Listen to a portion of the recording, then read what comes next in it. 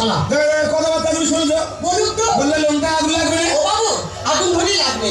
বড় বাবু হ্যাঁ মা। বেলা অনেক হয়ে যাচ্ছে, আমি কি ফোঁটা দেবো না বাবা? আচ্ছা মা, তুমি যে ফোঁটা দিতে এসো, হ্যাঁ। চন্দনটা কি যে ঘষো? কেন বাবা? মোদি ঠিক আছে ঠিক আছে। মদ দিয়ে চন্দন ঘষে দে। আরে ভাই, জল দিয়ে ঘষলে চন্দনটা পাতলা হবে, আর মদ দিয়ে ঘষলে চন্দনটা গাঢ়। ও তোমরা শিখে যাও, এরপরে সত্যি শুরু করবে। তুই সেখানে তোর এলাকায় গিয়ে বলবি। মদ দিয়ে চন্দন বাটা, কি সুর কি ভাষা। জামাইয়ের কপালে দিলাম ফোঁটা, মদ দিয়ে চন্দন বাটা। শালা হনুমানের মতো মাথা বাইরে ফোঁটা নিচ্ছে, কোনো কাজের কর্ম কিছু নয়। আমার ছোট জামাই যেভাবে মুখ বাড়িয়ে চন্দনটা নিচ্ছ, হাত বাড়িয়ে যেন গ্লাসটা ধরা হয় বাবা। তুমি এবার